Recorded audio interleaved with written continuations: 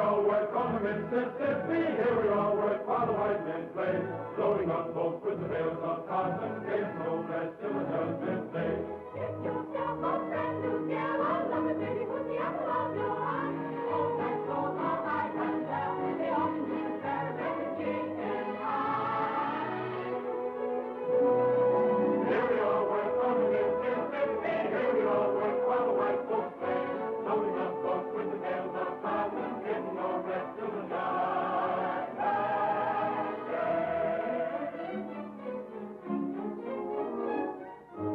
What pretty babies are there the fairest of the fair, Southern beauty, every woman found. You know, oh goodness gracious, they're so flirtatious, you naughty Little women don't be timorous, you will find that she loves only to and for more, thinking of the days of old. See the stroke of pencil, captain in the cotton will go. Let me take you to the shadows I am.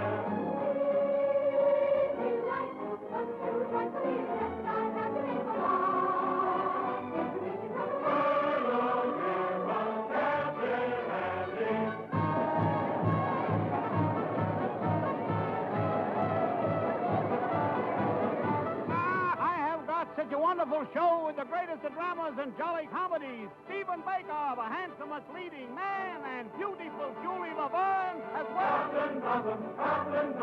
Captain and his floating show. Thrills and laughter, concert after, everybody's sure to go. Captain Blossom, Captain and his floating show. Thrills and laughter,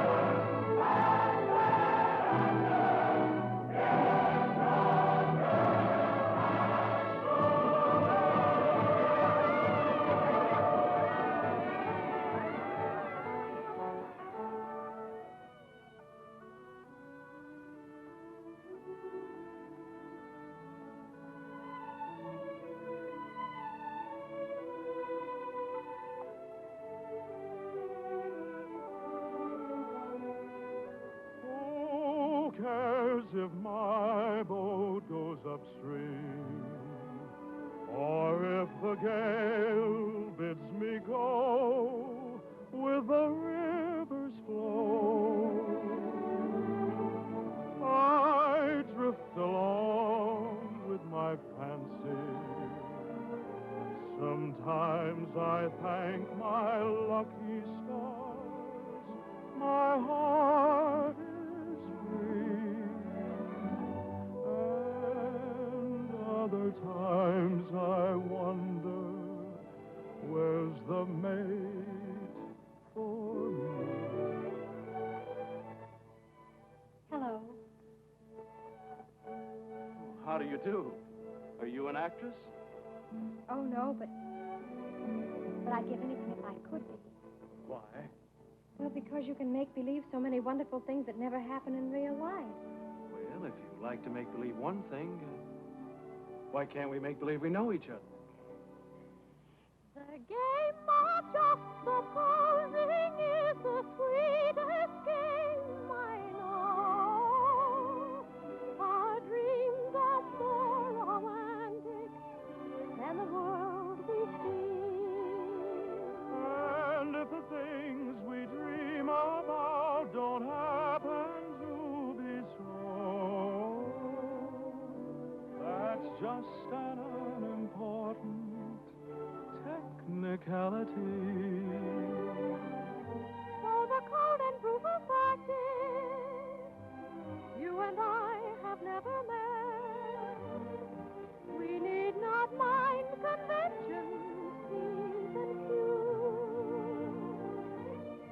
If we put out a thought in practice, we can banish all regret. Imagining anything we choose.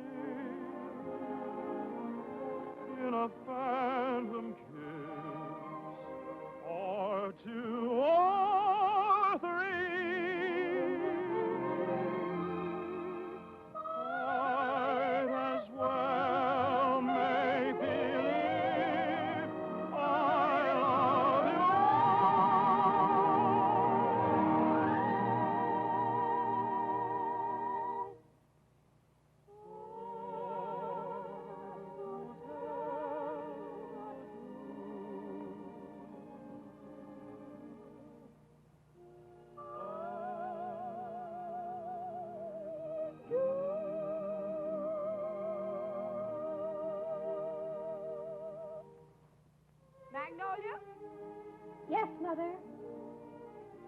Goodbye. I hope I see you again.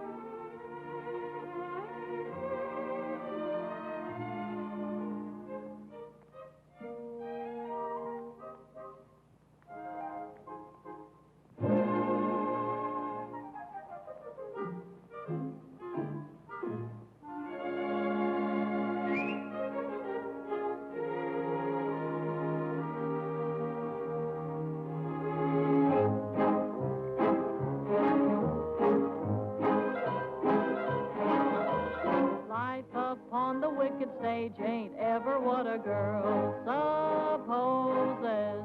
Stage door Johnnies aren't raging over you with gems and roses. When you let a feller hold your hand, which means an extra beer or sandwich, everybody whispers, ain't her life a whirl? Though you're warned against a roue ruining your reputation, when you played around the one-night trade around the great big nation, wild old men who give you jewels and sables only live in Aesop's fables. Life upon the wicked stage ain't nothing for a girl. Though we listen to you moan and grieve, you must pardon us if we do not believe you. There is no doubt you're crazy about your awful stage. Life upon the wicked stage ain't never what a girl supposes. Stage door Johnnies are raging over you with gems and roses. If some gentleman would talk with reason, I would cancel all next season. Life upon the wicked stage ain't nothing for a girl.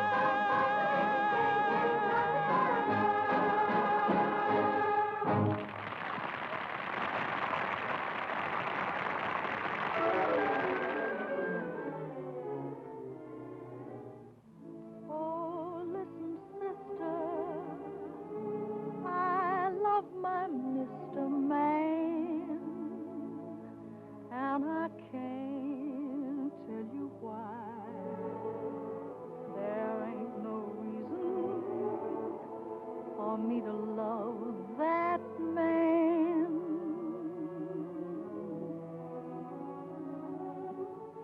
It must be something that the angels done planned.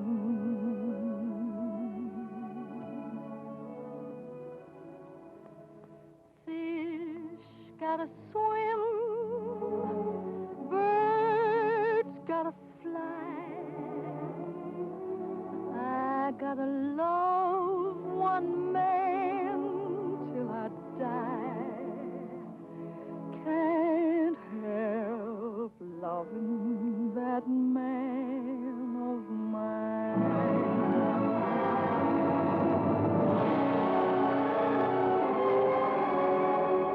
Tell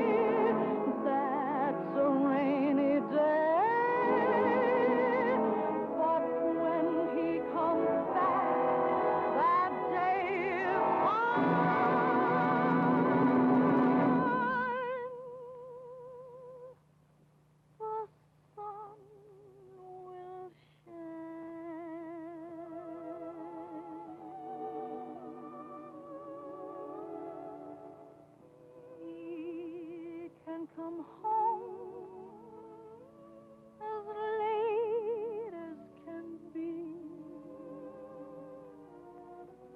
Home without him ain't no home to me. Can't help loving that man of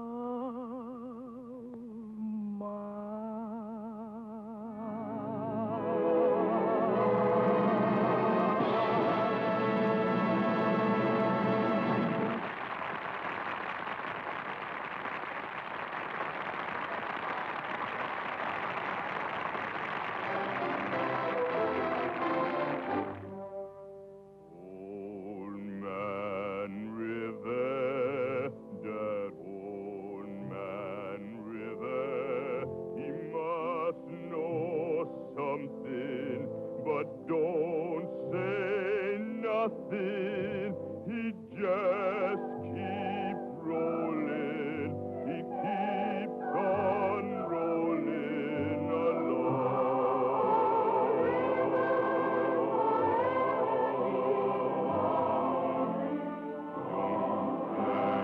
Plantators, he don't plant cotton, and them that plant them is gone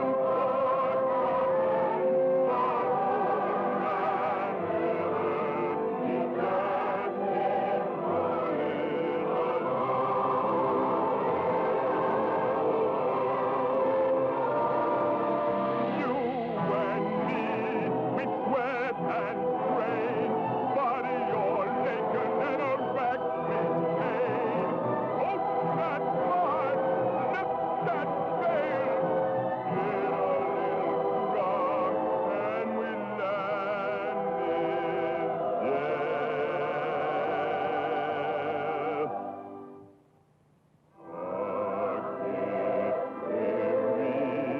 And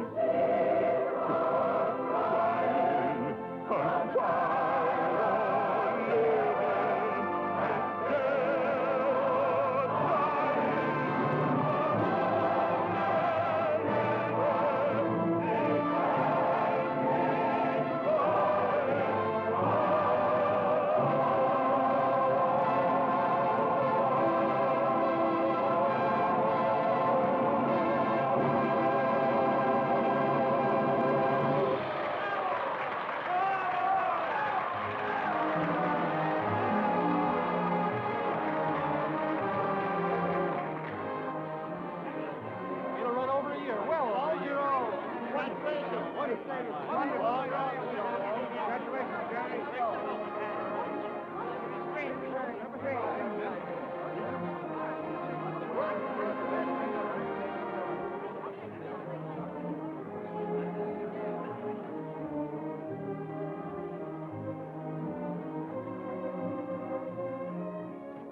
That was a swell show, Mr. Kine.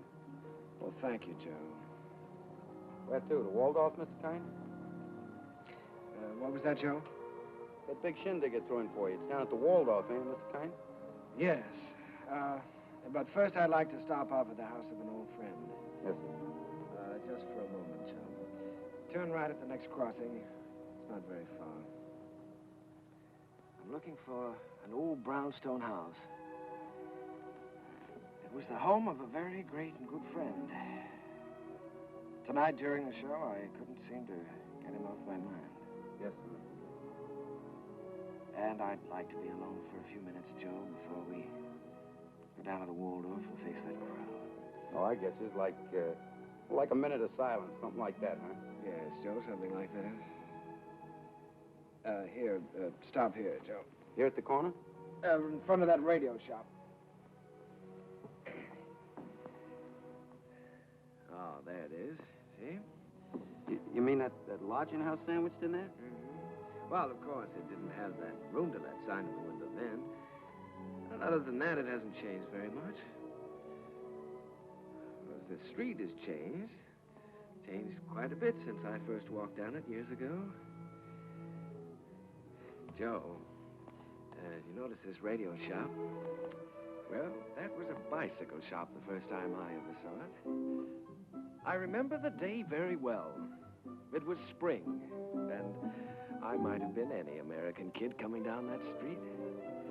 I had a song under my arm, my hopes were high, and the world was wonderful. I was ambitious, and I was eager, but I needed a little help. I'd been told that the best man to give it to me was a man by the name of Hessler, James Hessler.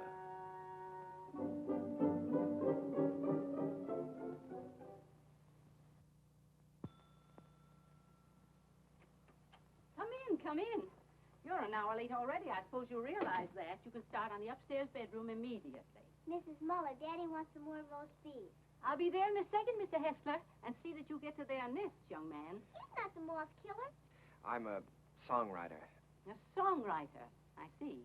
You entered under false pretenses. Well, it won't do you any good, young man. Mr. Hessler isn't seeing songwriters anymore. He's going in for better things.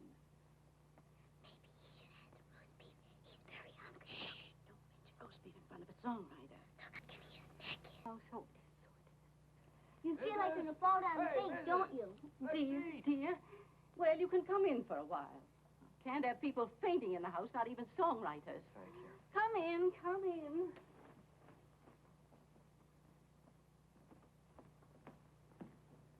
Daddy, he's starving to death. Mr. Hessler? Mr. Max? Yes, I know. Mr. Max Dreyfus of the Harms Company sent you. Written little tune. He thinks it has possibilities if it's properly arranged. Now, I'm to help you arrange it. Look how skinny his neck is, Daddy. Why, he said that, he told you that I was the greatest arranger in America, and I should give you a few lessons. Oh, my friend, he's right. There's only one catch. I've given up arranging. I'm through dressing up silly little tunes for girl shows and beer halls. I'm going to write some real music for a change. Oh, here, Mrs. Set it down here. The trouble with you songwriters is all you ever think about is making money. Here, sit down, have some roast beef. Oh, well, no, thank you. Go ahead, sit down. No, you never think of doing anything big, anything worthwhile, like Brahms or Puccini. No, don't sit down there, please. It's Mrs. Hessler's place, Rester, so we always keep it set for her. Oh, I'm sorry. Yeah, sit down here. No, all you fellas want to do is write sugary little tunes and make a lot of money. Did you ever hear Beethoven's Eroica? Or Mozart's Jupiter? Didn't they do something to you? Great heavens, doesn't genius touch you fellas at all? Daddy's a genius. Yes, Daddy's a genius. No, my friend, in 3 weeks I'm going to England where I can work and have some peace and quiet. No mushy little melodies to be fancied up for public consumption. I'm going to write a symphony. Daddy's going to write an opera just for me. Here, go ahead, eat up. Maybe it'll give you some gumption. Well, I'm terribly sorry, Mr. Hessler. I had a big lunch with Mr. Dreyfus just before I left. It was roast beef, too. Yeah, well, Oh, what's the matter? Just because you're not hungry, you don't have to go, do you? Have some brandy with me. Help me celebrate my liberation from mediocrity. Mrs., get a couple of liqueur glasses, will you? Sally, will you show the gentleman into the parlor? I'm going upstairs and see if I can't find that bottle of Napoleon. Have you a song in there? Mm-hmm. I'm taking piano lessons. Daddy wants me to be an opera singer when I grow up. Why don't you write an opera? Well, Sally, I'm afraid I only write the silly little tunes. You know, the ones your father doesn't like. Let me see if I can play your song. Do you mind? Oh, I wish you would. It's very easy. Here.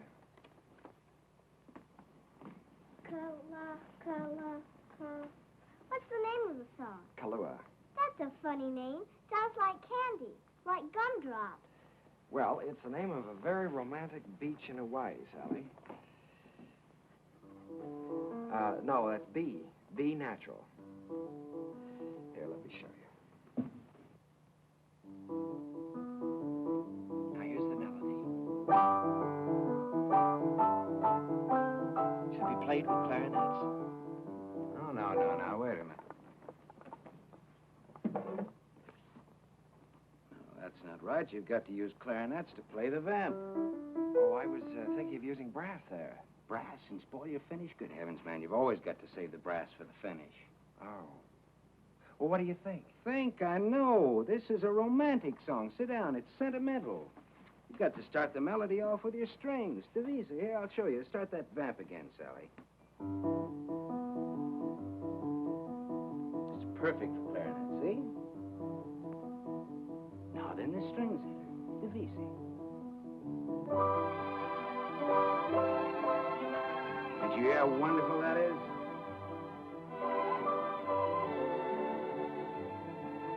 Now then, add trombones, muted trombones.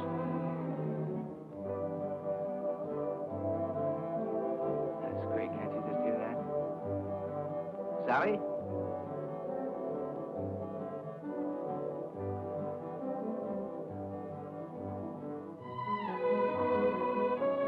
No, wait a minute. We ought to add flutes there. Right, easy.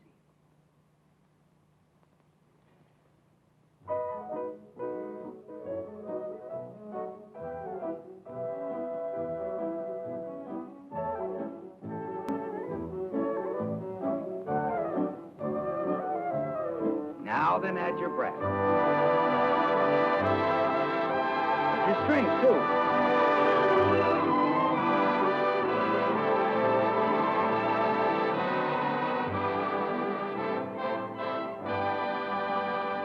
There, you see? Isn't that easy? It's a good song, too. It's very good. Is that yours? Yes. Mm-hmm. That's all right. What's your name again? Kern. Jerome Kern. Well, I'm glad to meet you, Kern. Make yourself at home. And I did. My life became a pattern of notes and clefs, tempos and modulations. We worked hour after hour, day after day. It was the beginning of a friendship. It was the beginning of a lot of things. And now, not only did I have a best friend, I had a best girl, Sally. And what a girl. Oh, those were never to be forgotten days. And I hated to think of them ending. But at last the time came when Jim had to leave for England. Oh, here, Jim, let me help you. Oh, it's those symphonies of yours. They're as heavy and bulky as lead. At least they're not tinny like some tunes I've heard. Oh, Sally, honey, come here. All right, here we go. Fortissimo. Dum-da-da-dum-da-dum. Bum. Got it. Oh, you carry a lot of weight, Sally. It was easy. Come along, Sally. At least we're not going to miss the boat. Goodbye, Mr. Kern. Goodbye, Mrs. Goodbye, Sally. Bon voyage. What does that mean?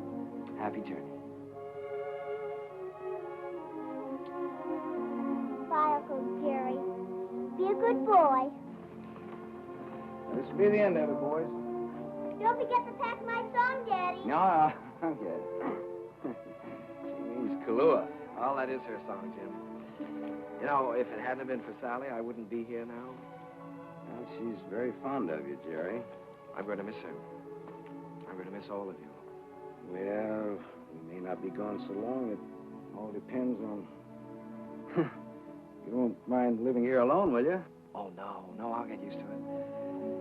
Jim, in case I don't get a chance at the boat, I just wanted to tell you that... Oh, forget it. I like arranging now that I'm through with it. Glad to have been some help. No, it's more than that. It's been your kindness and your home here. Look, Jerry, I just want you to write some good music, some real music. That's all the thanks I want. Don't waste your time fussing with those wheezy little tunes. Think big. Try to be somebody. I will, Jim. I'll try to be as big as I can. Yeah, good. That's fine. Well, we better be on our way. Oh, good heavens, Sally's song. You know, I'm so tickled that she remembered that. Remembered? It's your song, Jerry. She couldn't forget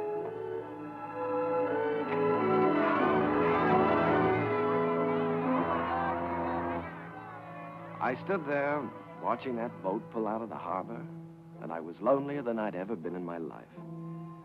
I walked through the days that followed, from office to office, theater to theater, always getting the same discouraging answer. The big hits were all English or European, and the local talent just didn't seem to have a chance.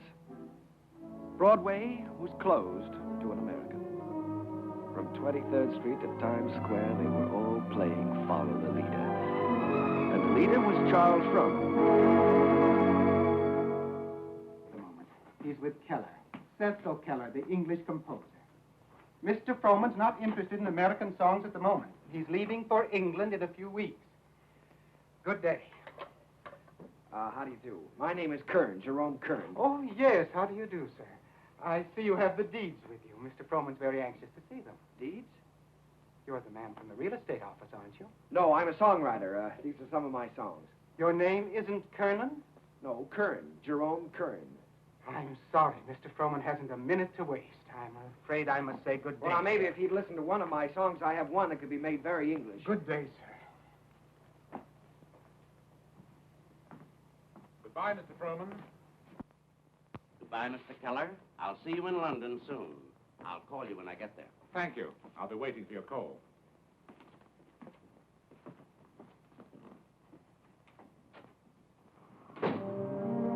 I made up my mind that I was going to try to write music with an English accent. So I sailed for London. I wish I could say with flags flying and my courage high. But the sea and I and the boat didn't get along too well together. I was mighty glad to see land again.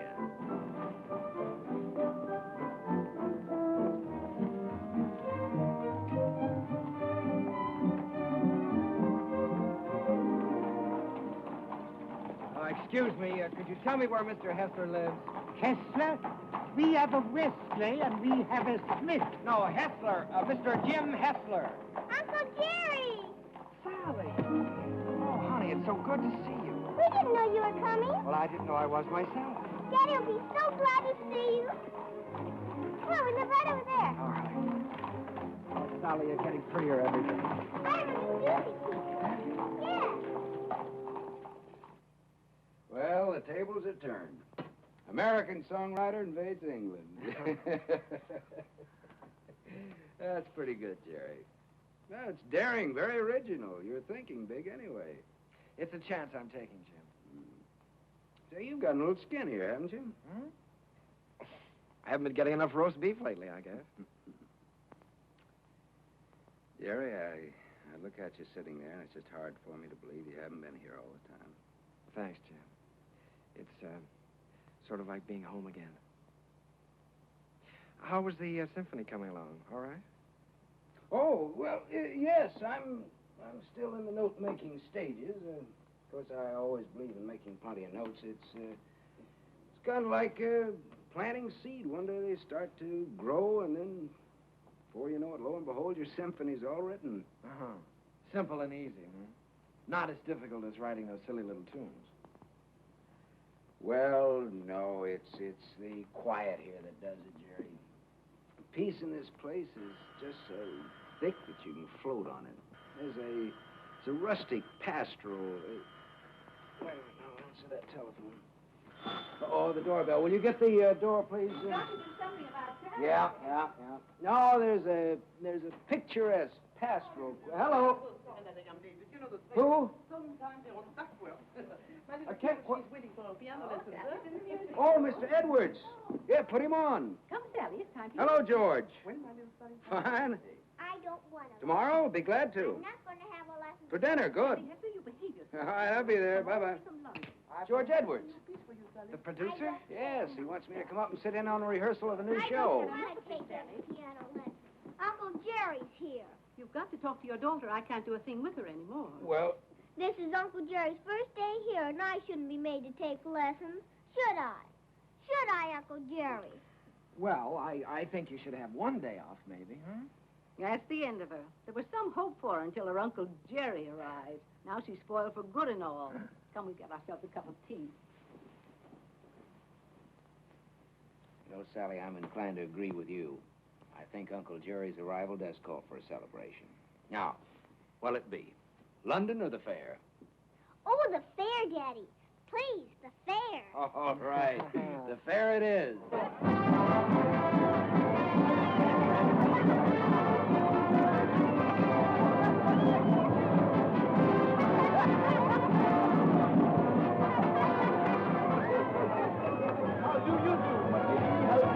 Hey,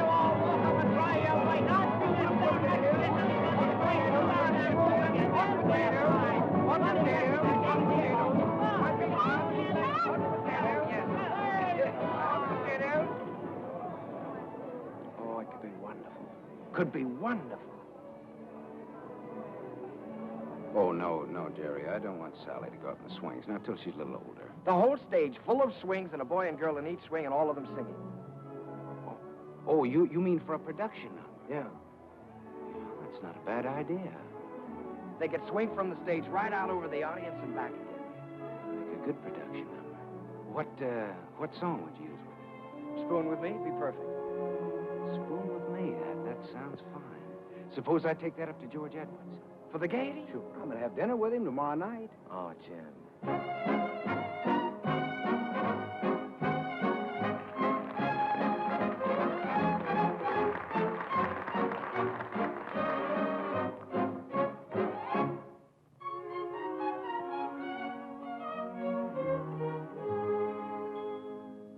I don't know why I am so very shy.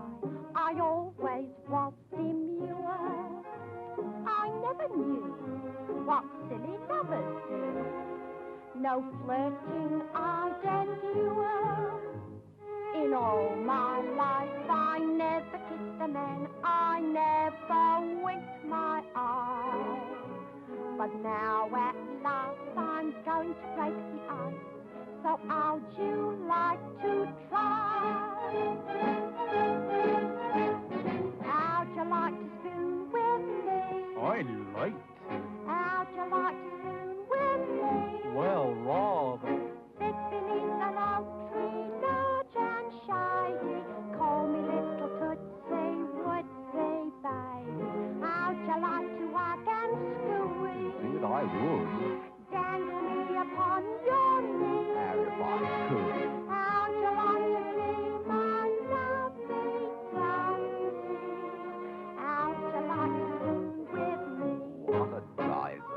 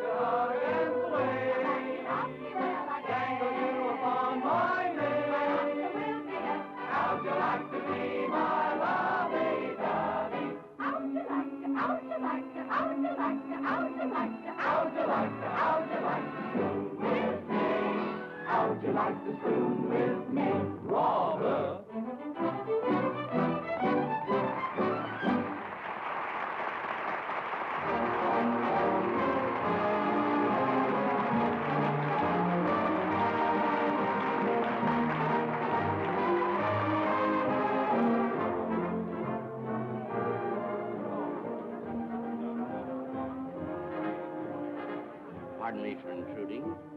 You've been pointed out to me as the composer of that delightful number with the swings in it. My name is Froman, Charles Froman. Mr. Kern, I want to congratulate you. Froman. I'm sorry, sir. It isn't my number. My name isn't Kern. There's Mr. Kern, sir, down the floor a bit. That gentleman there? Why, he can't be the composer. It's him, sir, sipping sherry. And a very nice gentleman he is, too, sir, for a musician. Mr. Froman, I have something here which I know you'd like. It's a beautiful number with parasols, with all sorts of parasols.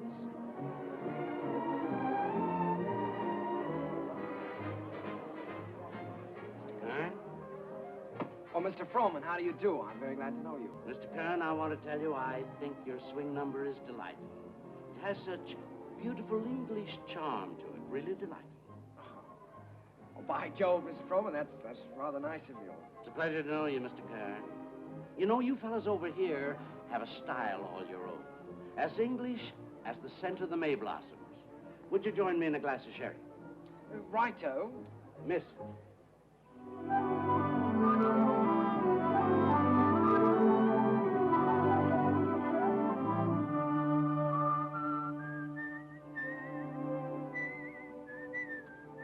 I'd give that one up if I were you. One song at the Gaiety, I think you can afford to take a rest. Well, if I can finish it, I know I can interest Froman in it. You ought to know by now that Charles Froman is only interested in English music and English composers. If I only had a piano, I know I could work this out right now.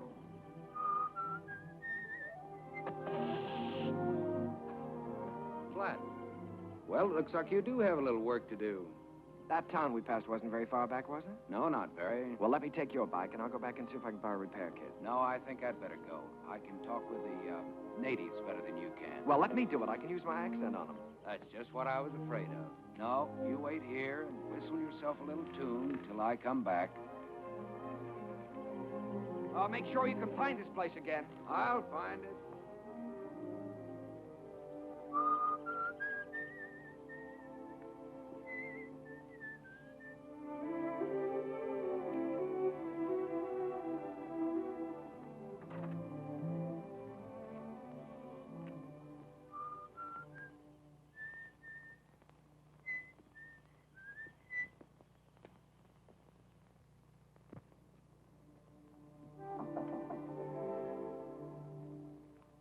I say, is anyone there?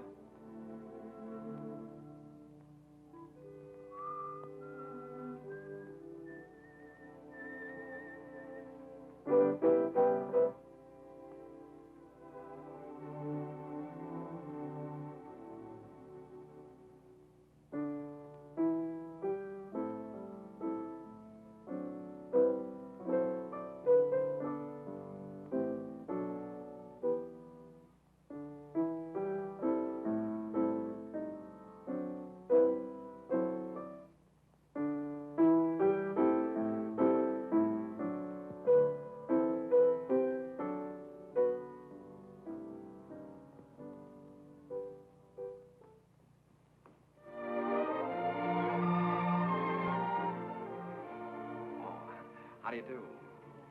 Did Mr. Timkins send you?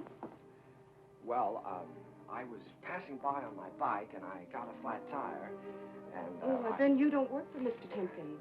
No, I happened to notice your piano through the window, so I thought I'd come in and try out a little tune. I see. For a minute, I thought you were the piano tuner. No. Well, I'd better go before the owners. What do you do here? Gardening? A little. Oh. Well, I don't know whether anybody's told you, but for a working girl, you're very pretty. Thank you. You're an American, aren't you? Yes. Yes, I'm a songwriter. As a matter of fact, that song I was playing as you came in was mine. Do you like it? Oh, you wrote it yourself. Sure. Oh, I write lots of songs. Maybe you've heard this one.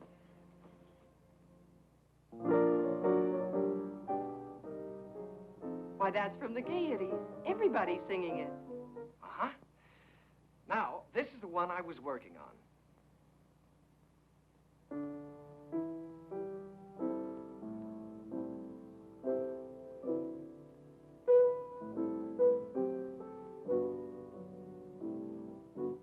That I'm going to try to place for the Gaiety, too. Of course. I would if I were you. Don't you believe I wrote these songs? Tell me, when you compose, do you always break into people's houses to borrow their pianos? Oh. All right, I'll tell you what I'll do. If I place this with the Gaiety, I'll send you tickets and you can come and see for yourself. Will you? I'll tell you when I get the tickets. I beg your pardon, miss, but your mother would like to speak to you. She's in the upstairs sitting room. Thank you, Katie. I'll be right up. Well, I'm terribly sorry. But I still wrote those songs. And I'll still be waiting for the tickets. Will you? Wonderful. I won't forget.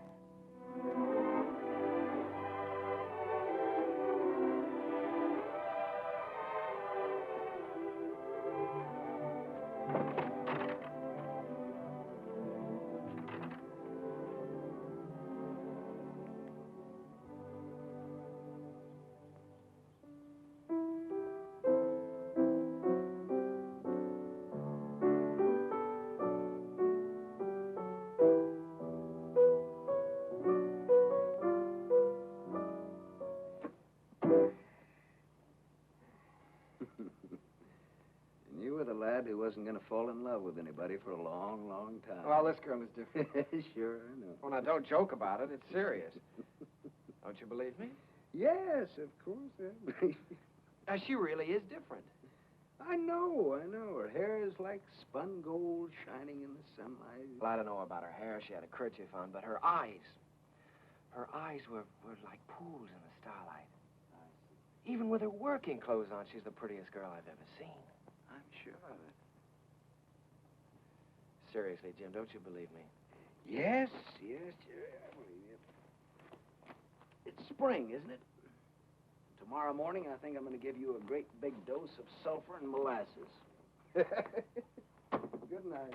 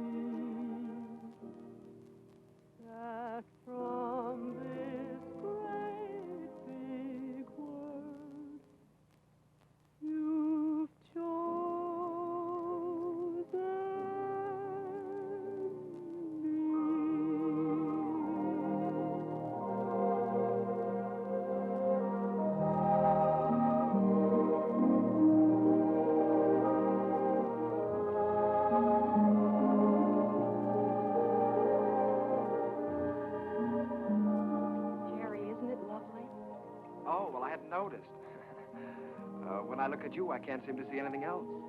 Oh, writing songs again. Perhaps we better stop and have lunch. All right. You can move in under those trees there.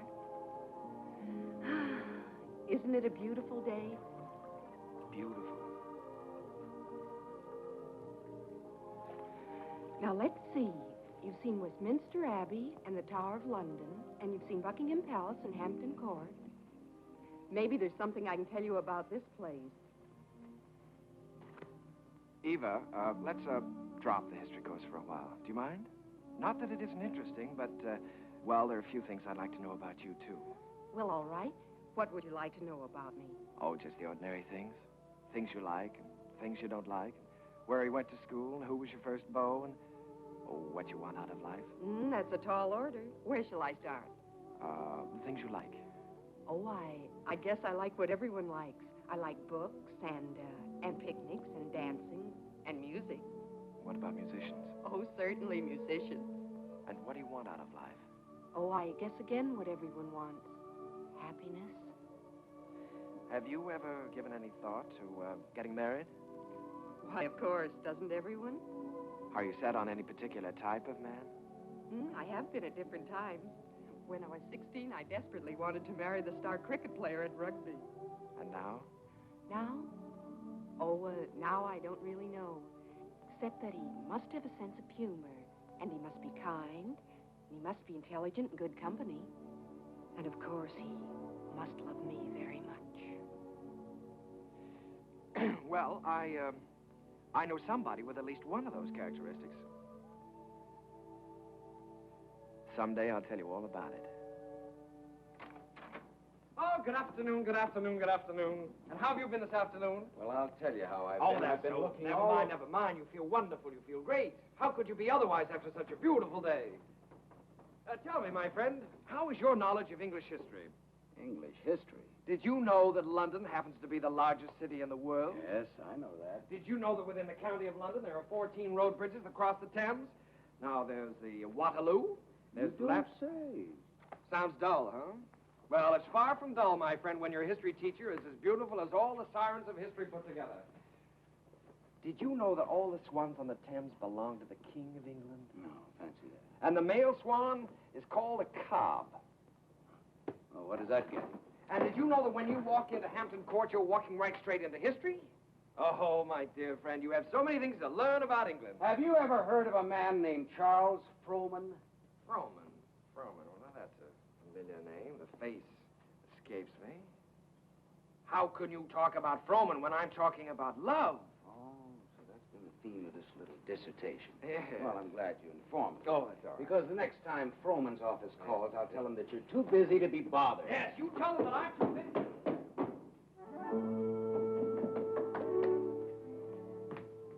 Did you say the next time Frohman's office calls? That's what I said. They've been calling you all day. But why should I bore you with such trivial details? Well, what do they want? No, dear friend. You return to your archives. Why think of the future when the past is so glorious? Oh, come on now, quit clowning. What happened? Nothing. Frohman just wants you to write 4 songs for his new show. If, of course, you can spare the time. Well, why didn't you tell me about it? Why didn't I tell you about it? Well, come on, let's get going. There's no time. We've got to do that on the ship. On the what? On the ship. We're sailing with Charles Frohman tomorrow. We have to start rehearsal in 6 weeks in New York. Oh, Jim, Oh, no. Look, Jerry, this is the chance you've been waiting for. You certainly are full of surprises. I thought you'd be up in the clouds. I feel like I've just been yanked out of the clouds.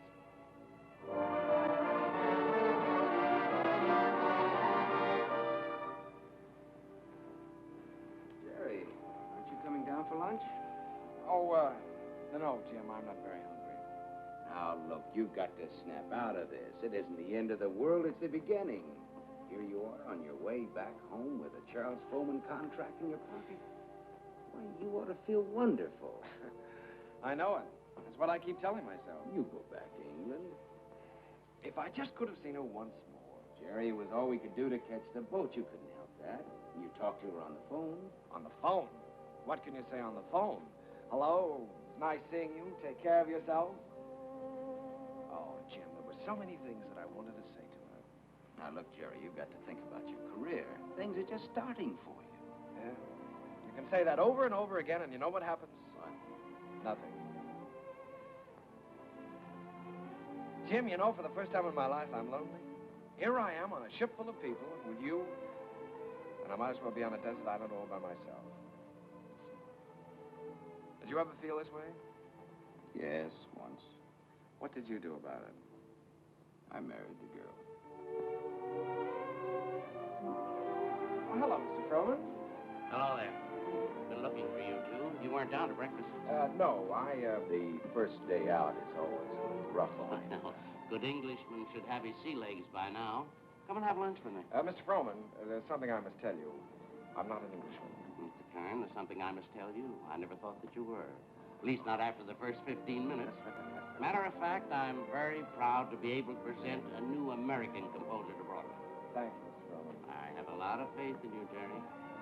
Just received a wireless from Julia Sanderson. She's accepted the part of the girl from Utah. Wonderful. Now I've got to have a great song for her. It's a love song. He's got one.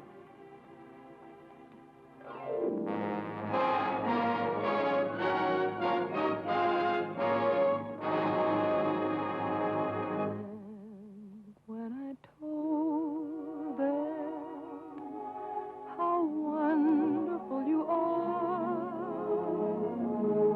they didn't believe me. They didn't believe me. Your lips, your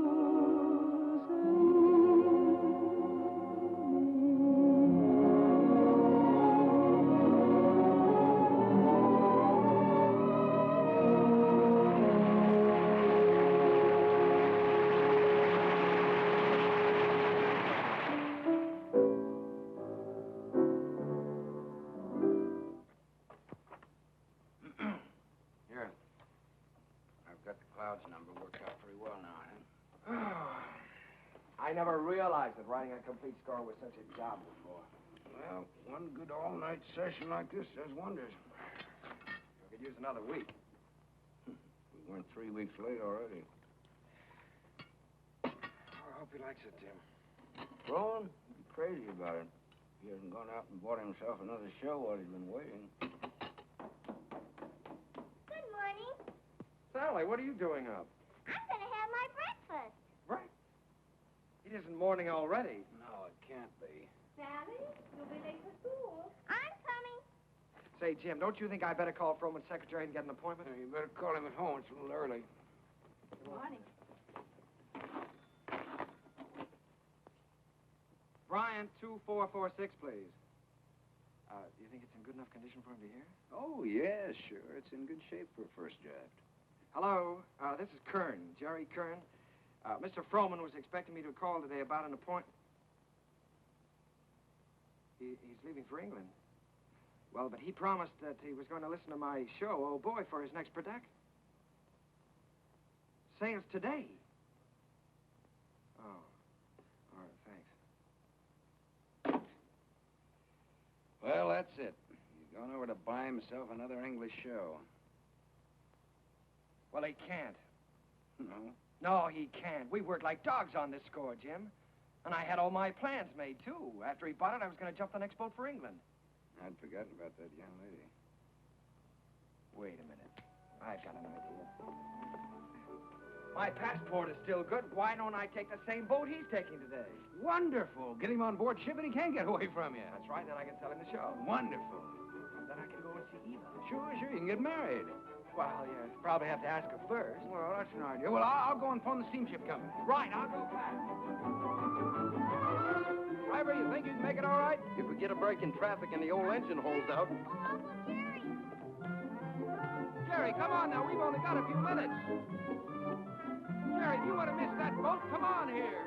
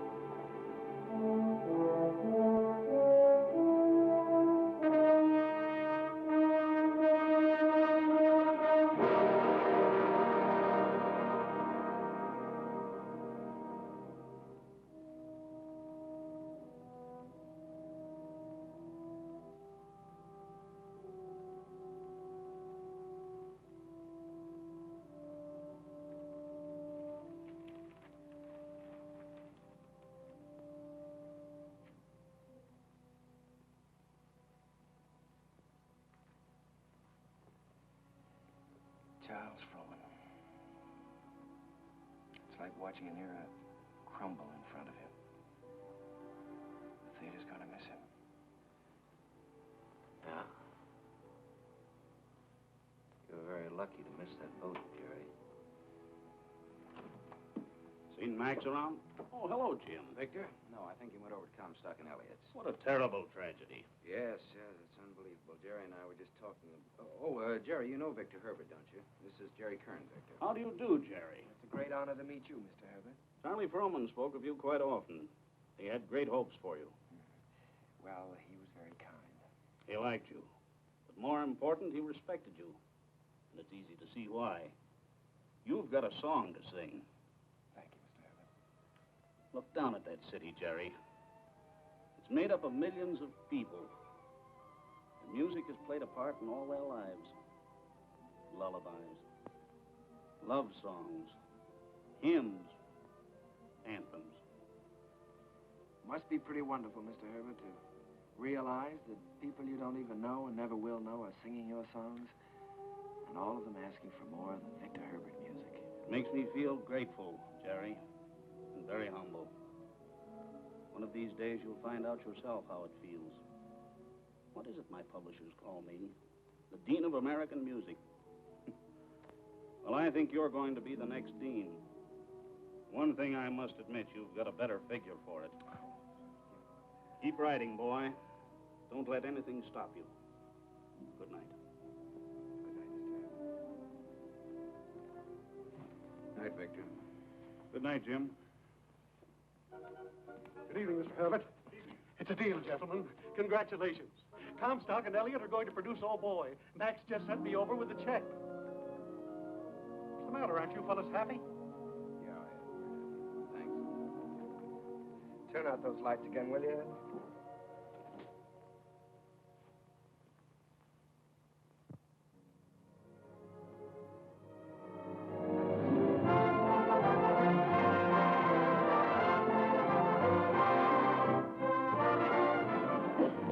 Well, there it is in lights. How does it feel? Well, it feels pretty good. If I could just get rid of some of these butterflies in my stomach. How do you feel? Well, I've got a little butterfly trouble myself. I suppose you think we're standing in front of the theater on 39th and Broadway. No, what do you take me for? This isn't 39th and Broadway. This is the top of the world. Pretty nice world, isn't it? Yeah, it's great. It's wonderful what a difference seeing your name in lights can make, isn't it? Come on, we better go in or we'll miss the show.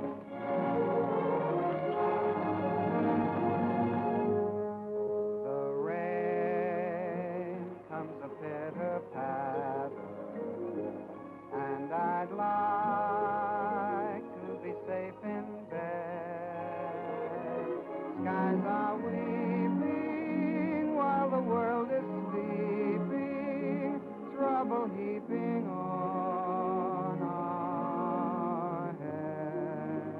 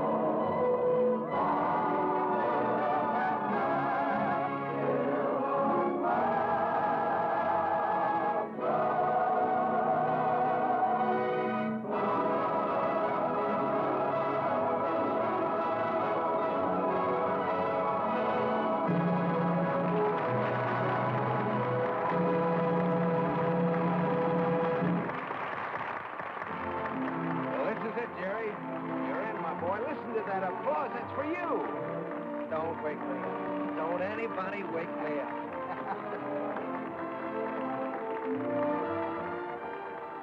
Figured out how you're going to spend your money yet? Well, for one thing, I think I'll buy an interest in Harms. For another... You think you might take a little ocean voyage? Well, good luck.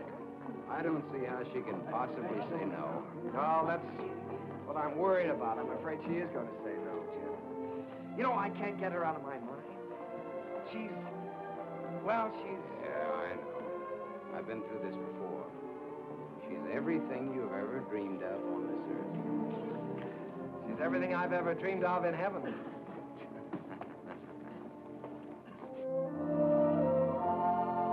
Oh, Jerry, let's stop here, shall we? All right.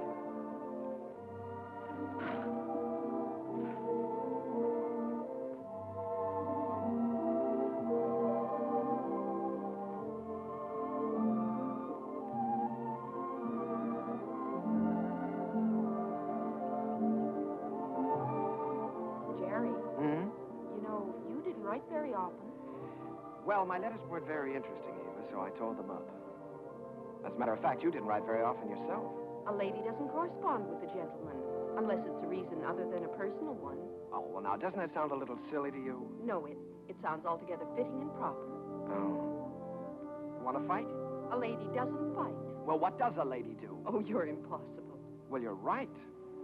If I were you, I'd have nothing to do with me. In fact, if I were you, when I asked you to marry me, I'd say no. Just on the grounds that a lady never says yes. Now, see here. Are you going to ask me to marry you?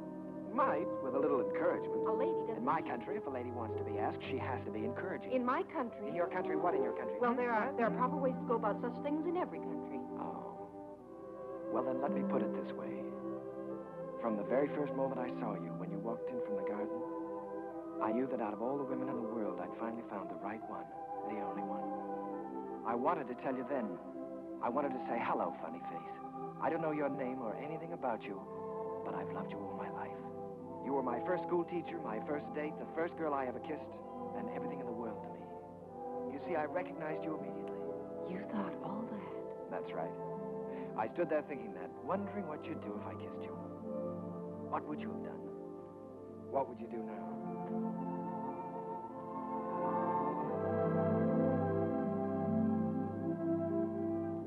Will you marry me, Eva? Thank you so much. I'd love to. Hello, Mr. Kern. Hello, my darling.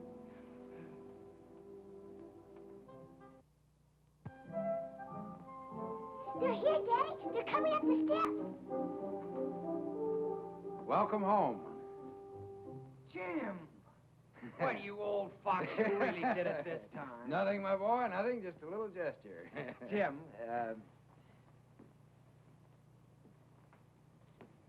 this is Eva. Hello, Eva. Hello. Well, you've married the nicest guy in this world, but the craziest. Oh, now, wait a minute. I was keeping that from her. Isn't she sensational, Jim? Jerry. Honey, turn around and let him look at you. Oh, Jerry. Look at that hair and those eyes. Have you ever seen a woman like that in your life before? Only once. No, I hope that both of you have all the happiness in this world. Oh, thank you. Jim. I think we have already. Forgetting me and the music. Oh, Sally, yes, I'm sorry, dear. Sally! On behalf of my father, Jim Hessler and myself.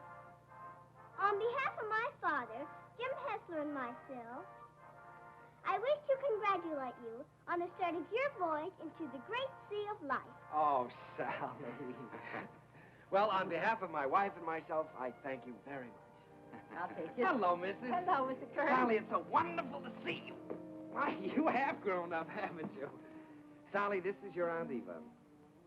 On behalf of my father... Thank you, Sally. We're going to be real good friends, aren't we? Yes, I expect we are. Well, what do you say? Let's all go in and have something to eat, shall we? Oh, Jim, it's so good to be home again. Yes, it was good to be home. I felt I had everything in the world. Happiness, success, and the wife I had dreamed about. I wanted to put it all into music. Eva's smile, and her eyes, and what it meant to be with her. And at last it seemed to me that the clouds had rolled by. First, there was Leave It to Jane. Leave it to Jane, Jane, Jane. I don't know why you should make me plot and plan for you. She is the girl with I always try to do everything I can for you. No problem you can wish on her gives her a strain. She'll tackle gaily, a score or more daily. If something is on your mind, And I can see that there is not a doubt of it. comfort you soon will find. Leave it to me, I will soon get you out of it. If you have started worrying, kindly refrain and just hand over the whole thing to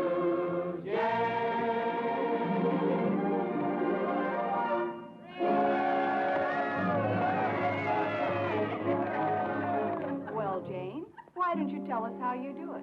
Yeah, come on, Jane, tell us. Oh, but it's really very simple. I just study up on the famous women of history.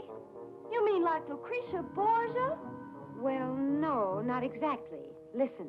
In days of old, beside the Nile, a famous queen there dwells. Her clothes were few, but full of style, her figure slim and svelte. On every man that wandered by, she pulled the seat of Bara.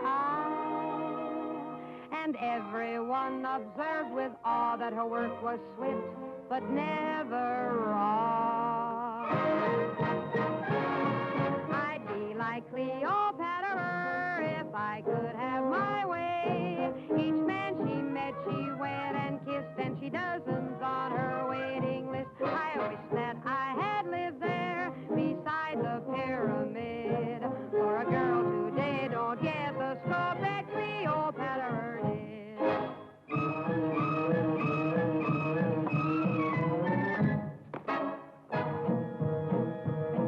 She danced new dances now and then, the sort that make you blush. Each time she did them, scores of men got injured in the rush. They'd stand there gaping in a line and watch her agitate her spine. It simply used to knock them flat when she went like this and then like that. That dancing Cleopatra was always on the spot. She gave those poor Egyptian kings something else to watch besides the Sphinx. Mark Antony admitted that what first made him skid was the wibbly wobbly wibbly dance that Cleopatra did.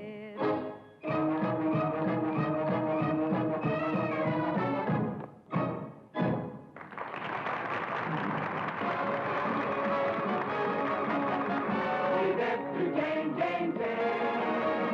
She is the girl with brains. No problem you can with her, give her a string. She'll tackle gaily, a score or more daily. If something is on your mind, comfort you soon will find. If you have started worrying, kindly refrain. Don't you bother, don't go your father. Leave it to Jane, Jane, Jane, Jane, Jane. Turn the whole thing over to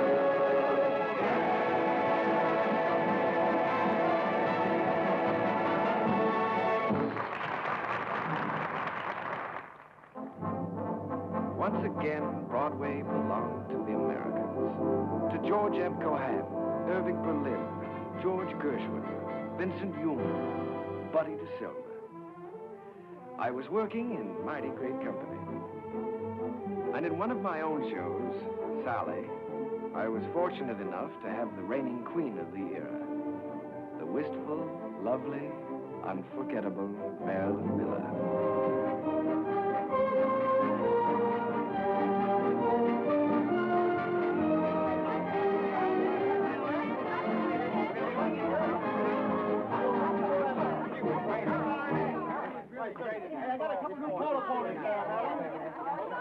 All right, Larry, thank you. Hazel, my dress. I have it right here. We're going to have to hurry. How's it going? Oh, my goodness. I was nervous in my legs. Did you see me trip? Oh, you have a nice day. More flowers from Mr. Dixell. How wonderful. Says the first act was a dream, signed Flo. Wish you'd said the second act. Don't worry about the second act. Second's better than the first. No. Thank you. Hazel, is everything ready for the quick change? Everything's ready in the stage dressing room. All right.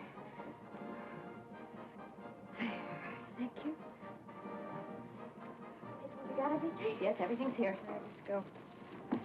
Good luck, Miss Miller. Thank you. Good luck, Mary. Oh, fine, Miss Miller. There's a lot there. Keep it up, Marilyn. Keep your fingers crossed, Johnny. You bet. Oh, here you are, Miss Miller. Everything is ready. All right, Sam. Here you are, Miss Miller. I got it nice and warm. Put it right here. You got every hair.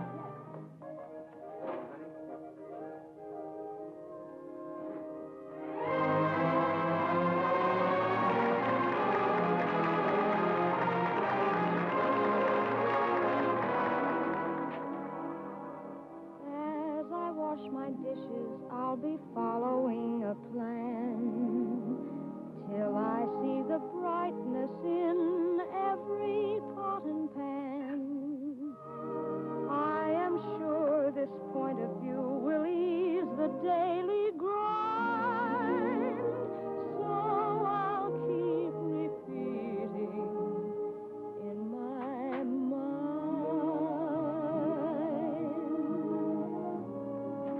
Look for the silver lining whene'er a cloud appears in the blue. Remember, somewhere the sun is shining, and so the right thing to do is make it shine for you. A heart full of joy and gladness will always banish sadness and strife. So always look for the silver lining and try to find the sunny side of life. So always look for the silver lining and try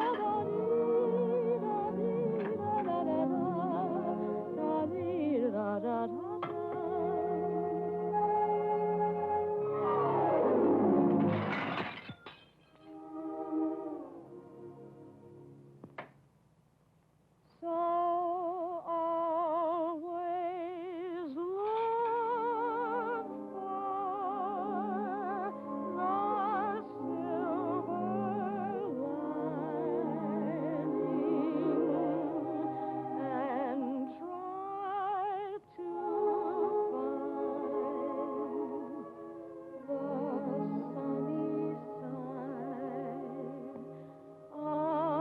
side of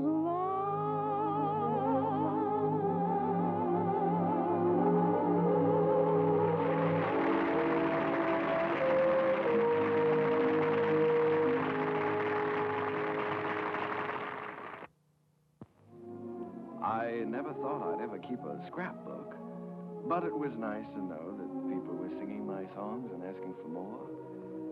Night Boat, Good Morning Dearie, The Ziegfeld Follies. Curtains went up, curtains came down, and I think I got to look a little more like a musician. Eva grew lovelier with every passing year. Our life was rich and full and very satisfying. And Jim and I, well, we grew a little grayer, a little more settled, perhaps. He was still working on his symphony. Or so he said. But on the whole, the years didn't change as much. However, they certainly did change Sally. She was quite a young lady now. She'd been away at school. In fact, many schools. Well, Sally. Hello. Darling. Well, Sally, I thought you were at school. Well, I was. Oh. What happened this time? I just can't stand that school anymore, Uncle Jerry. I've left, and I'm not going back. What does your father say about that? Well, he hasn't said anything yet. He doesn't exactly know. You see, I just left there this morning, and I came right out here to talk to you. Oh, Uncle Jerry, I had to leave. I hated it so much I couldn't eat or sleep or anything. This is the third school you've left now, isn't it, Sally? Yes. Well, now, it seems to me that you ought to be able to make a go of one of them. Oh, I just don't seem to fit in very well. The kids all seem so... Oh, I don't know. All they're interested in are parties and clothes. They seem to think that's all there is to life.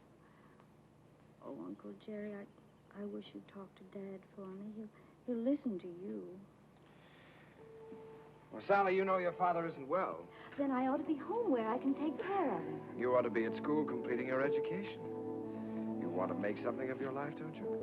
Oh, I've had an education, and now I want to get down to something serious. Oh, Uncle Jerry, you did promise you'd help me get a start in the theater. I said I'd help you when you were ready. Your father wants you to complete your schooling first, Sally, and he's the boss. Oh, Uncle Jerry, Dad's forgotten what it's like to be young and feel like this, but you haven't. You haven't forgotten what it's like to stand on Broadway and look up at the lights and think, someday I'll see my name up there. You remember that feeling, don't you, Uncle Jerry? Yes, Sally, I've got to admit it, I do. Well, then that's more important than school or anything else in the world, isn't it? Isn't it, Uncle Jerry?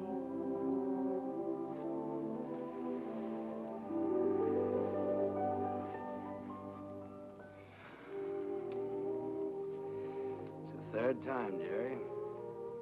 Yes, I know. Maybe we shouldn't have made her go back before.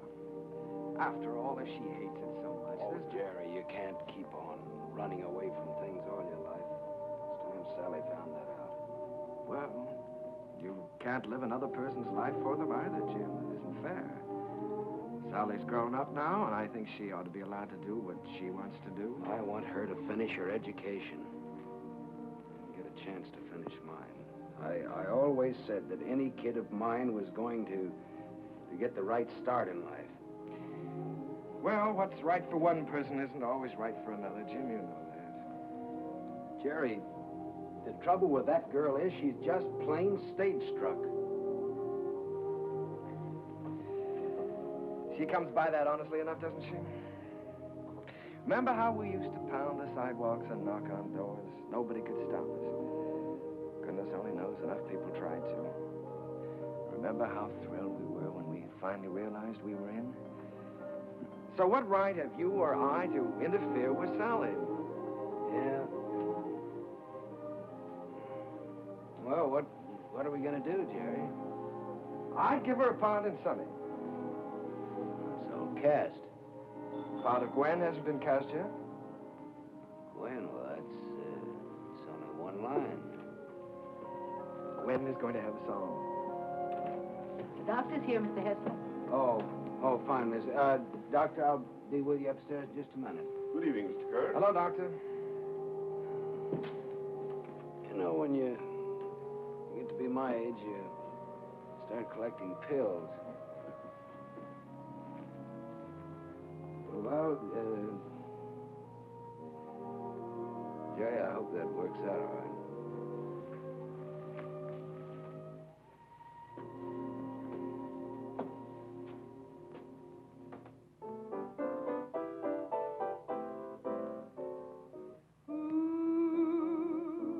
Stole my heart away, who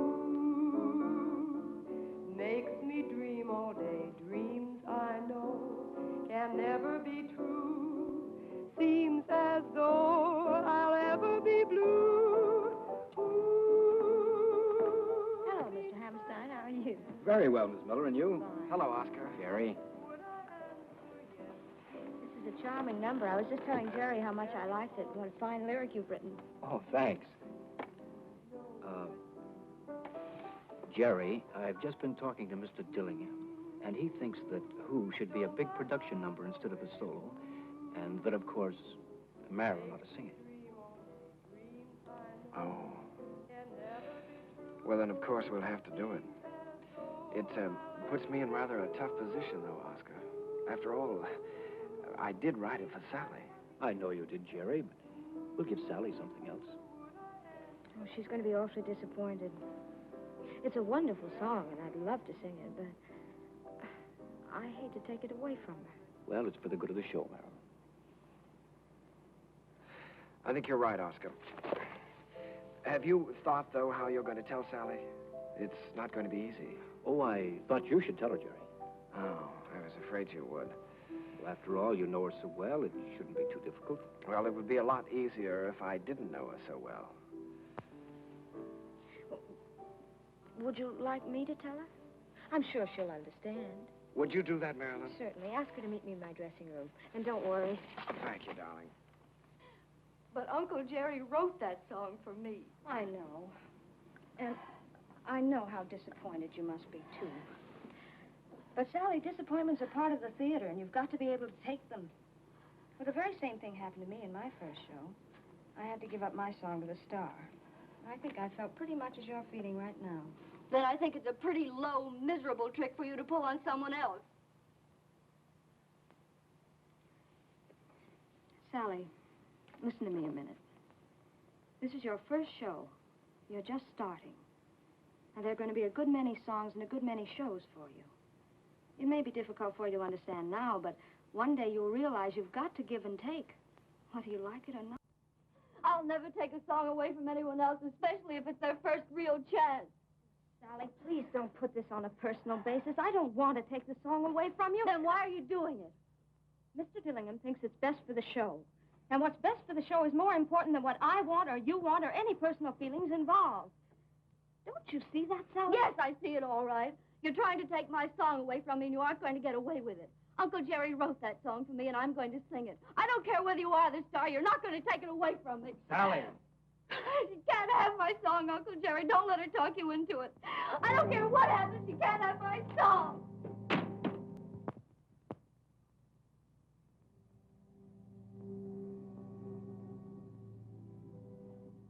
I'm sorry, Jerry.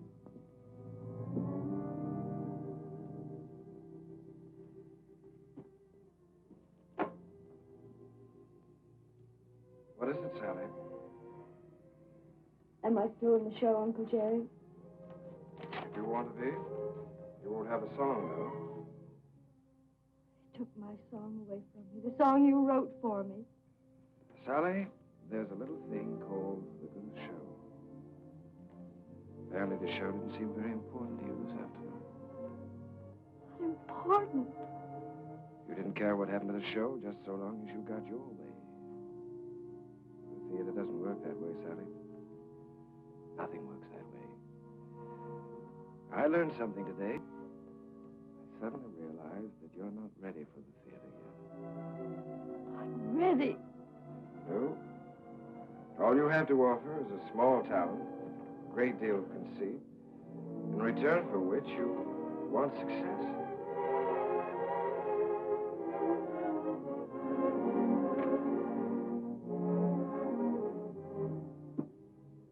Sally, I've known you and loved you ever since you were a little girl. I couldn't love you anymore if you were my own child. I must say this to you. You're not going to get anywhere in this life by using people.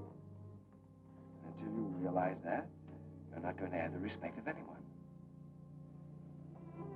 Sally, I'm ashamed of you.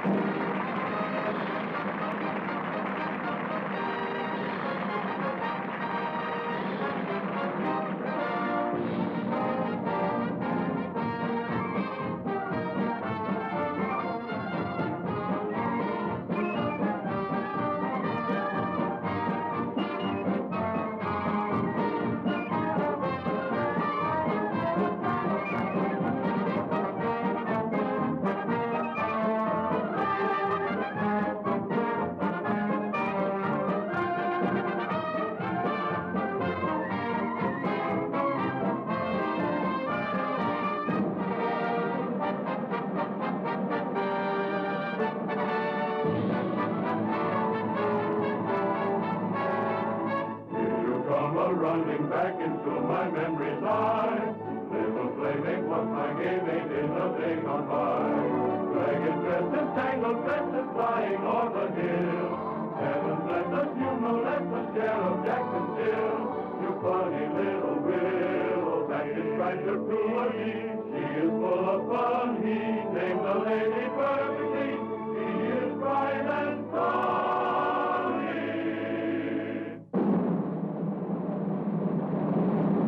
Never comb your hair, sonny. Leave the breezes there, sonny.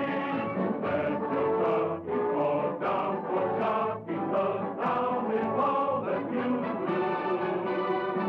Smiling all the while, cowboy.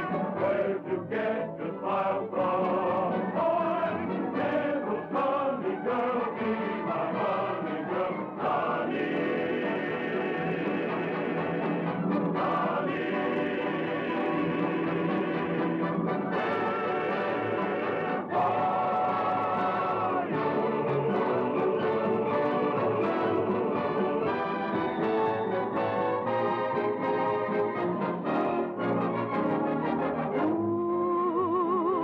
Stole my heart away. Ooh, makes me dream all day. Dreams I know can never come true. Seems as though I'll ever be blue. Means my happiness too. Would I answer yes to? Well, you ought to guess too. No one but you.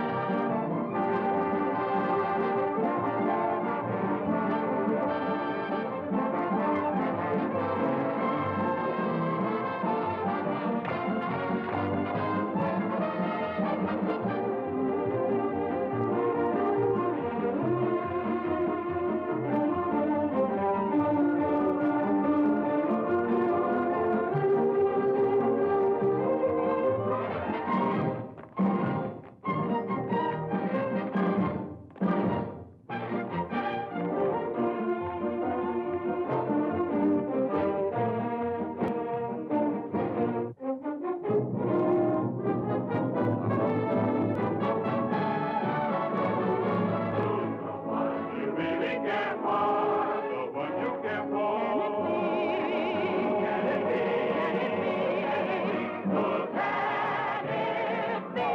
Never guess who has stolen my heart away. Dreams and dreams I know can never come true. Seems as though I'll ever be blue. Means my happiness too. Yes, too. When you ought to guess who?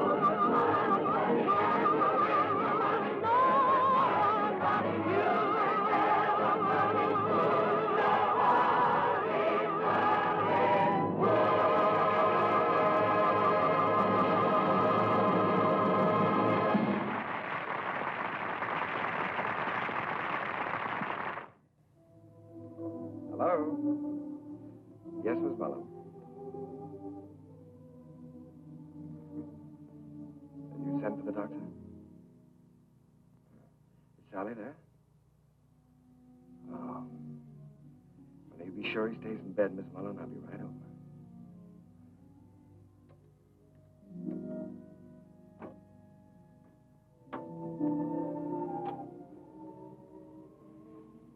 Doctor get here? He's upstairs in Mr. Hessler's room.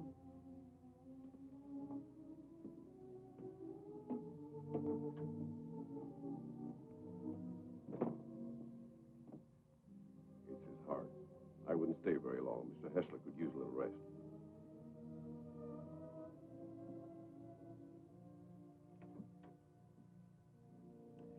Well, good evening, Jim. Oh, Jerry. We missed you at the theater tonight.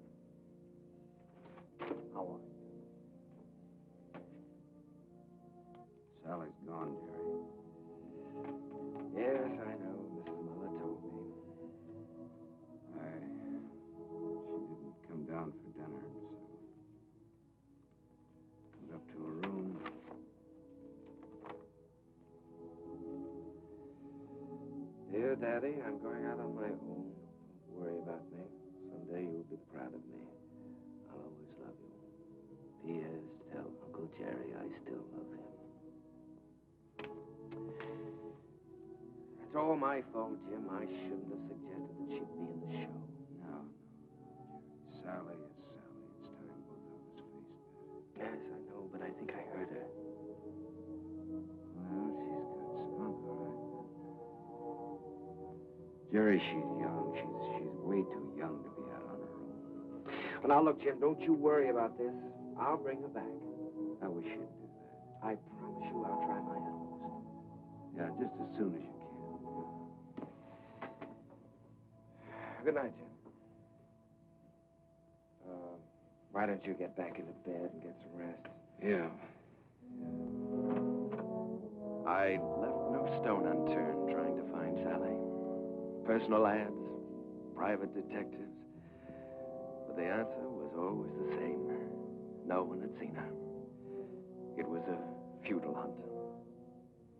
I tried to keep Jim's hopes alive, but I think he knew. And then, one night... Please don't answer my telephone.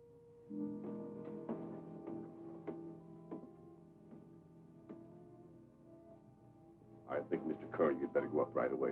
He's been asking for you.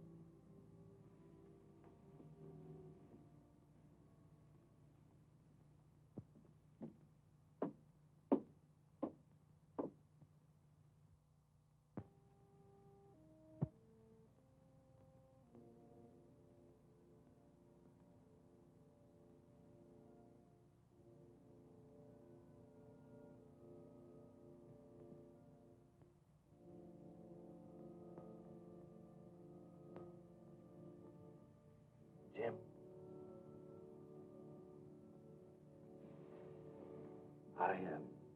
I was just driving by. I thought I'd drop in and say hello. Yeah. You forget I've known you a long time. Feeling better, aren't you? Yeah. Yeah, I'm fine. That's good. All you need now is a little rest. Kind of quiet around here now. Yes, it is, but things will be popping again just as soon as Sally comes back. Have you heard from her, Jerry? No, not directly, but I've got a couple of very good leads. I've got a hunch they won't be very long now.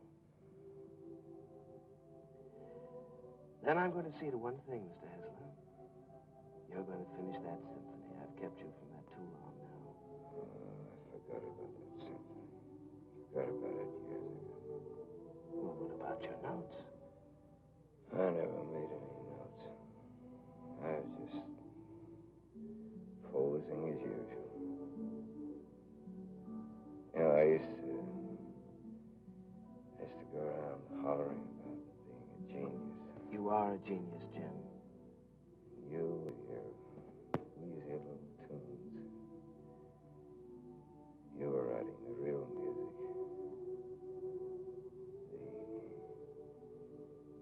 The folk music of America. Thanks, Jerry, for letting me kind of stick around. No, wait a minute. Let's get something straight, Jim. I didn't let you hang around. If it hadn't been for you and your faith in me, I would have quit half a dozen times, you know that. And if we're going to start handing out bouquets, I just want you to know that I don't know where to begin to thank you.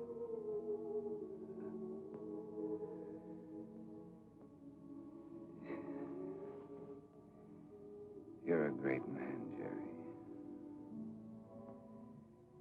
It's been a privilege getting in on that music. It's been a lot of fun. Now, let's not talk that way, Jim. In a couple of weeks, you'll be back at that piano screaming for more and more brass.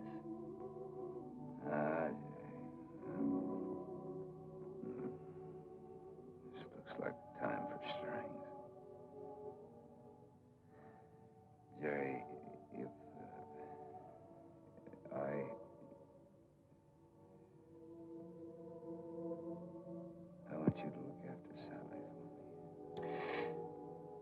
Jim, you're going to be all right. So is Sally. In a couple of weeks, well, we'll be laughing about this.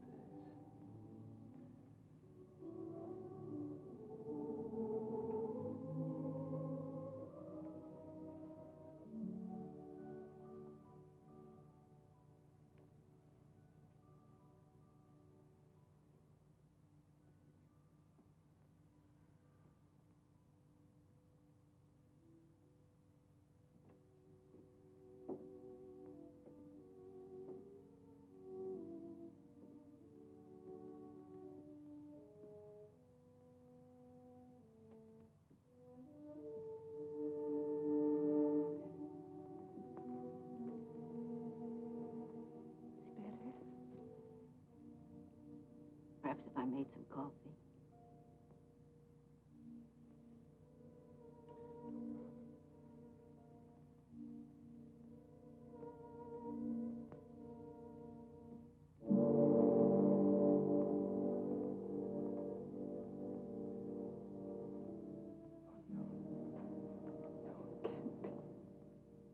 Mr. Kern had hardly closed the door when he...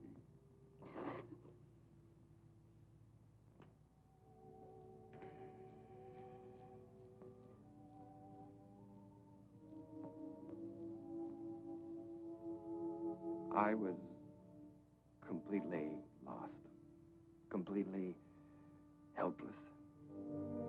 Jim was gone, and I had failed him, was still failing him. I'd lost a world with Jim's passing, and everywhere I walked with ghosts, reliving lost hours, pacing a world of memories. I couldn't even think in terms of music. I began to feel that I might never write again.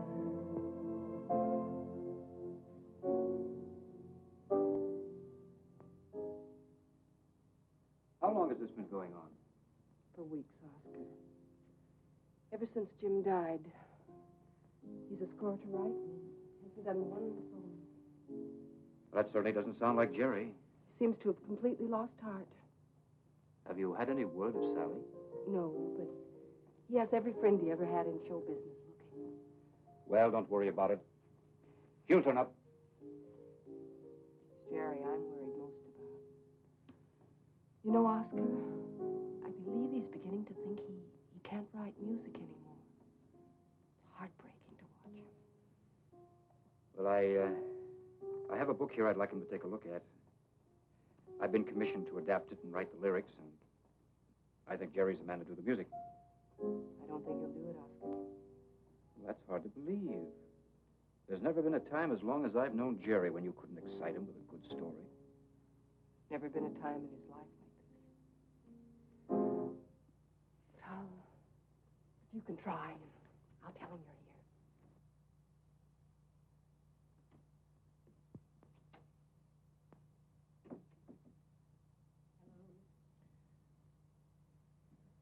How's it going, dear? Oh, fine, darling, fine. I was just tinkering a little bit with the melody, but it's going to be all right. Of course it is. Aye, it is raining, isn't it? Jerry, Oscar Hammerstein's here. Oscar? Oh, darling, why didn't you tell me? Oscar, come in. Oh, Jerry. My goodness, it's good to see you. Won't you sit down? Sit down. Thanks, Jerry. Well, what's new? I'll tell you what brought me out here, Jerry. I came across a novel that I think's going to make a great show. Now, if you'll do the music, I'd like to do the book. Oscar, I'd love to. I really would. But, I have so many commitments right now that I don't think it wouldn't be fair to you or anyone concerned. Suppose I leave the book with you and you glance through it when you have time. Oh, it's no use, Oscar. Well, I'll leave it anyhow. See you next week. Won't you stay for dinner? I'd certainly like to, but I have to get back to town. Bye, Eve. I'll see you to the door, Oscar. Bye. Bye.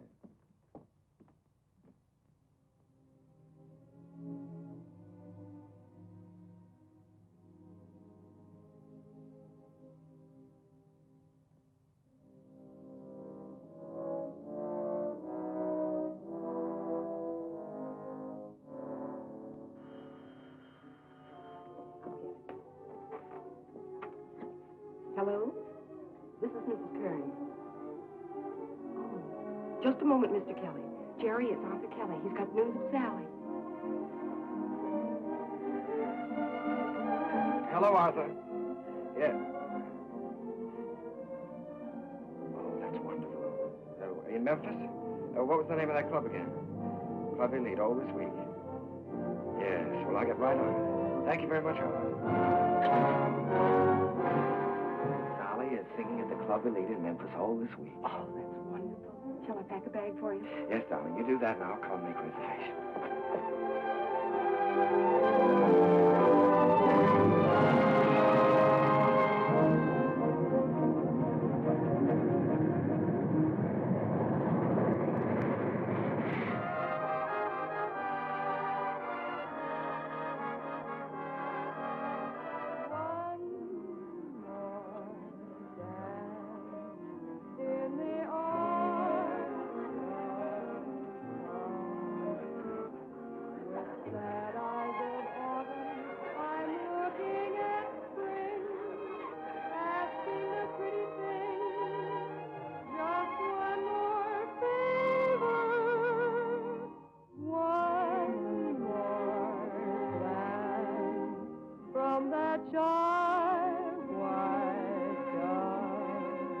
One more night, if you will. One more flight, one more thrill. One more dance, if you will, with me.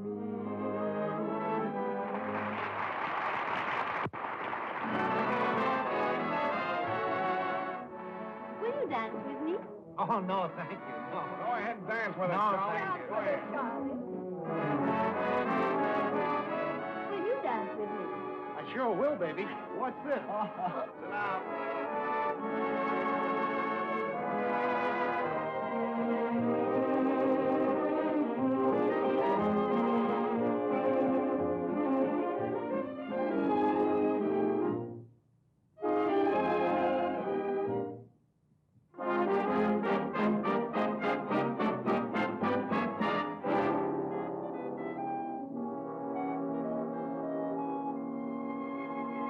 Think of what you're losing by constantly refusing to dance with me. You'd be the idol of France with me. And yet you stand there and shake your foolish head dramatically while I wait here so ecstatically. You just look and say emphatically, not this season, there's a reason. I won't dance, don't ask me. I won't dance, don't ask me. I won't dance, madame, with you. My heart won't let my feet do things they should do. You know what? You're lovely. So what? I'm lovely. But oh, what you do to me. I'm like an ocean wave that's bumped on the shore. I feel so absolutely stumped on the floor. When you dance, you're charming and you're gentle, especially when you do the continental. But this feeling isn't purely mental. For heaven rest us, not asbestos. And that's why I won't dance. Why should I? I won't dance. How could I? I won't dance. Merci beaucoup. I know that music leads the way to romance. So if I hold you in my arms, I won't dance.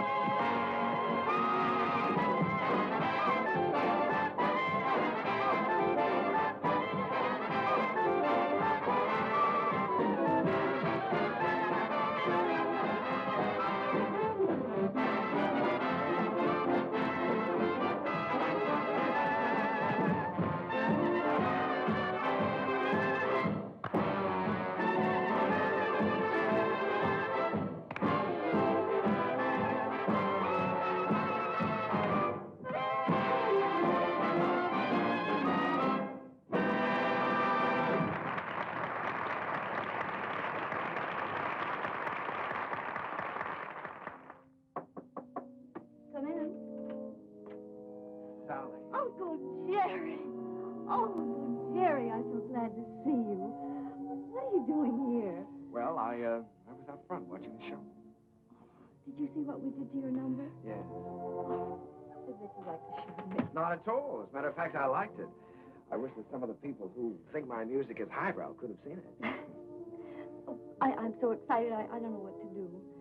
You look wonderful, Uncle Jerry. More handsome than ever.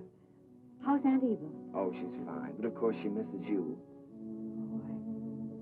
I miss her, too. I miss you both. Is she with you? You haven't told me yet what you're doing here. No, your Aunt Eva's in New York. And I'm here because somebody told me I could find you here. I've been looking for you for a long time now, Sally. Uncle Jerry, you shouldn't have bothered. I'm all right. Oh, I'm sure you are, but I promised your father I'd look after you. Sally, I want you to come back to New York with me. I can't, Uncle Jerry. I'd like to, but I can't. When I heard about my father, I never realized he was so ill, Uncle Jerry. You know I never would have left him. I know that, Sally. When I heard about him, it was as though someone had forced me to look into the mirror for the first time. I loved him very much, and I knew I'd broken his heart. I was spoiled and selfish, and I knew that I could never have any respect for myself again unless I did what I said I was going to do. Now, you see, I can't go back right now. I'm making my own way now, and I'm pretty good at it, too.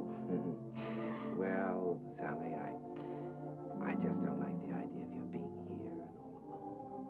This is just a stepping stone from where I've been to where I hope I'm going. I'm making $50 a week now because management thinks I'm worth $50. If I'm worth more, I'll get more. And if not, I'll have to find it out for myself. And Uncle Jerry, I'm not using anyone. 5 minutes, Mister. Thank you, Jimmy. You understand, don't you, Uncle Jerry? Well, Sally, you know, darling, I'd give anything in the world if you'd let me help you. But I must say that I've never been quite so proud of anyone in my life as I am of you at this moment.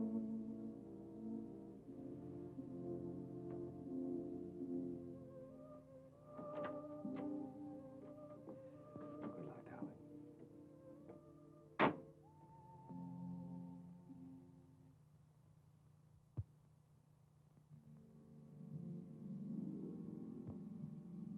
Gradually, I felt the old heartache misting away, and I was at peace. The promise I had made Jim had been fulfilled. Sally was going to be all right. I walked along the river that night, with the river wind in my face and the taste of it on my lips. And I stood there listening.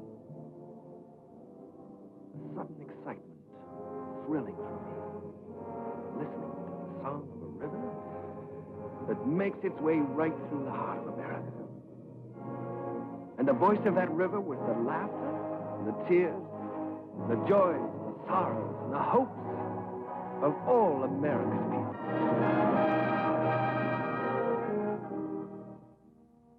Well, Joe, that's my story. It's too bad Mr. Hessler couldn't have been there tonight, Mr. Crane. He was there, Joe. He'll always be a part of any music I ever write. Whatever happened to Miss Sally? Well, I don't know exactly. She's on her own now. Maybe I'm just getting tired of something, but ever since Jim's been gone, I feel like everything is sort of ending for me. Maybe my music is ending too, Joe. Ending? After that show tonight? Hey, I gotta get you back to the Waldorf. You got some vows to take. No, sir, Mr. Crane. Your music ain't ending for you. In my opinion, it's just the beginning.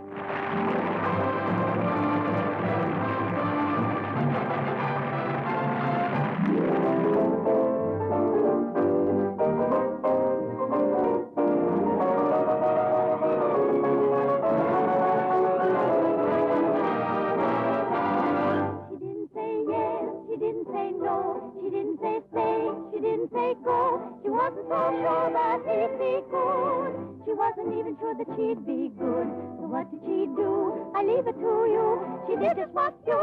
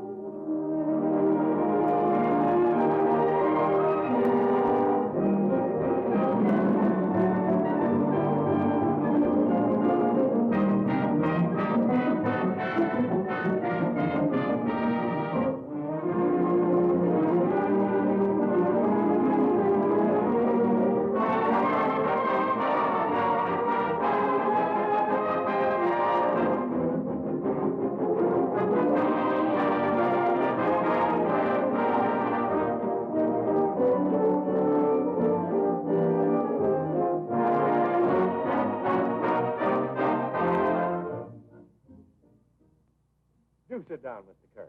Oh, you sure we won't be in the way? Oh, certainly not. Not at all.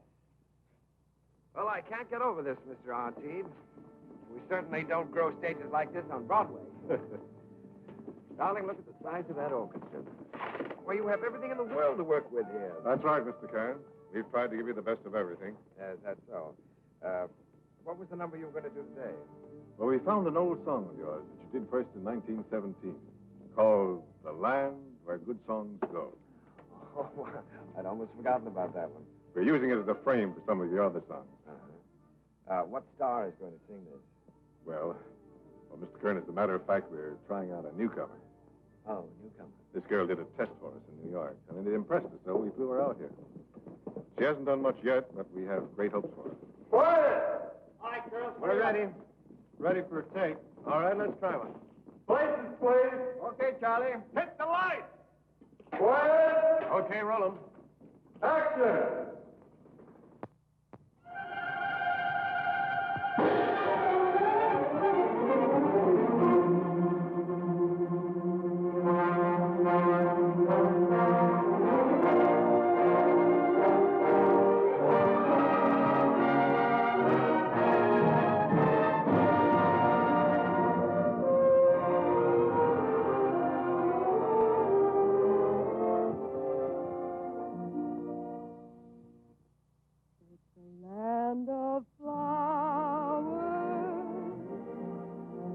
April showers with sunshine in between, with roses glowing and rivers flowing, mid rushes growing green. Like her, Mr. Curry? Like her? I love her. I'd rather hear her sing one of my songs than anyone else in the world. Wouldn't you, Edie?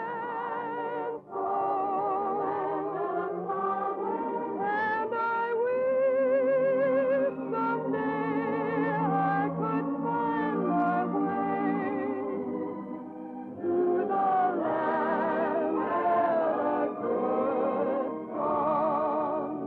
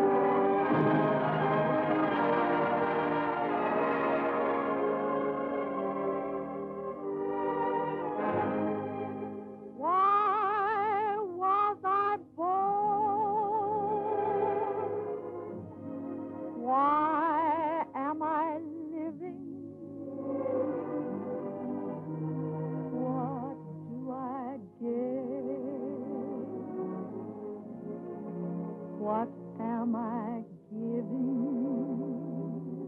Why do I want the things I dare not hope for? What can I hope for? I wish I knew.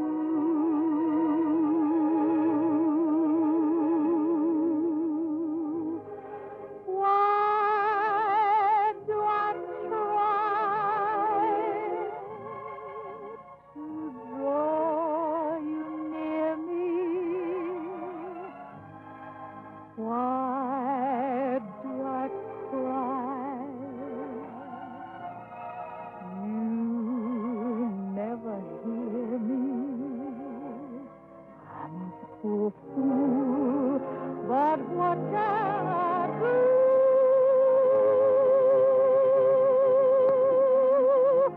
Why was I born to love?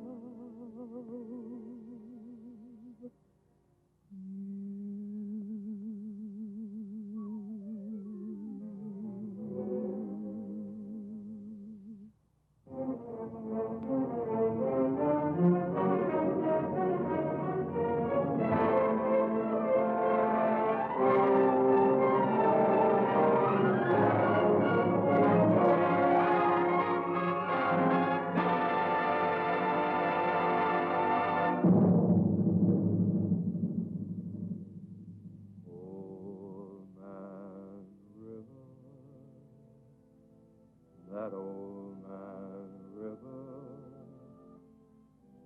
he must know something, but he don't say nothing. He just keeps rolling. He keeps on rolling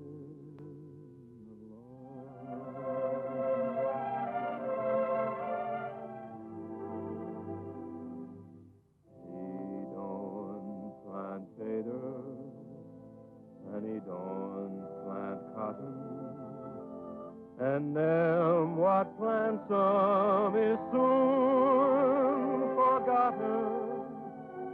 But old man River just keeps rolling along.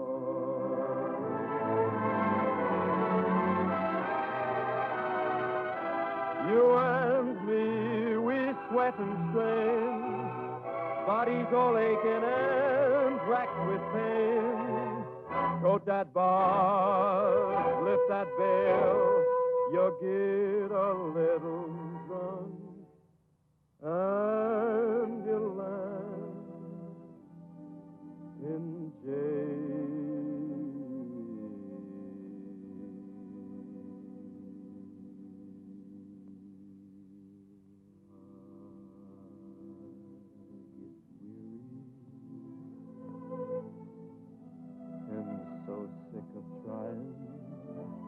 I'm tired of living, but I'm feared of